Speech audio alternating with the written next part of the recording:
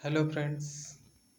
मैं आज आप लोगों के लिए एक श्रृंगार रस का पोयम लेकर के आया हूँ। ये पोयम श्रृंगार रस पे लिखी गई है। श्रृंगार रस एक्चुअली दो प्रकार के होते हैं, एक संयोग श्रृंगार होता है, एक वियोग श्रृंगार। तो ये पोयम संयोग श्रृंगार पे लिखी गई है। इसमें जब नायक और नायिका एक दूसरे से मिलते हैं तो उनके भाव को प्रकट किया जाता है। इसका स्थायी भाव रति होता है। तो मैं आप लोगों के लिए ये पोयम लेकर के आया हूँ। आई होप आप लोगों को पसंद आए। इस पोयम में एक नई नवेली दुल्हन जब अपने पति के घर जाती है तो उसके मन में किस प्रकार का भय होता है और तो उसको इसमें प्रकट किया गया है। एक्चुअली जब वो स्त्री या लड़की अपने ससुराल से वापस अपने मायके आती है तो उसकी सखियां जो होती हैं देखती हैं कि उसका हाथ जला हुआ है। तो जले हुए हाथ को देख करके उससे पूछती हैं कि ये हाथ कैसे जला। तो वो अपने इन पंक्तियों में अपनी बात को अपनी सखियों से कहती है।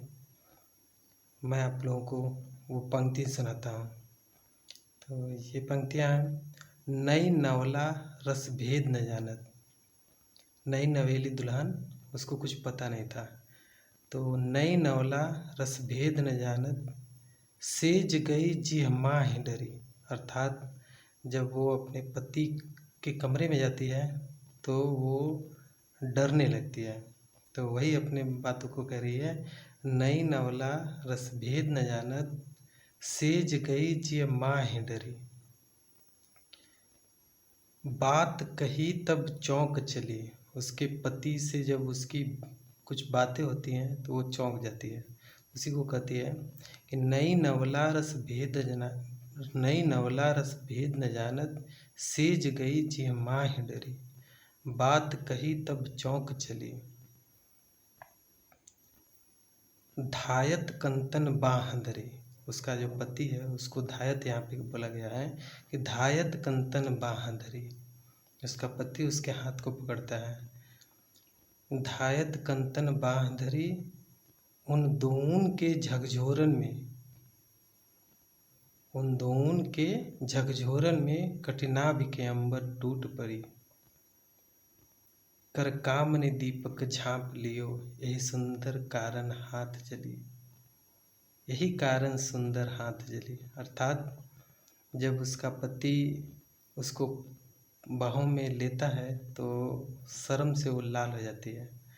और जब प्रेम प्रसंग उनका होता है तो वो शर्म के मारे अपने हाथों से उस दीपक को, जो जल रहा है दीपक, उसको बुझा देती है। इसीलिए उसका हाथ जल जाता है। तो वही इन पंक्तियों में कहती है कि उन दोन के झकझोरन में कठिनाभ के अंबर टूट पड़ी। कर काम ने दीपक झाँप लियो, यही कारण सुंदर हाथ जली। तो अपने सखियों से बताती कि इसीलिए ये मेरी सुंदर हाथ जल गया है। आई होप आप लोगों को ये पोएम पसंद आया हो। अगर पसंद आया हो तो इसे कमेंट करें, लाइक और शेयर करें। और हाँ, अगर आप नए हो तो मेरे चैनल को सब्सक्राइब करें। धन्यवाद।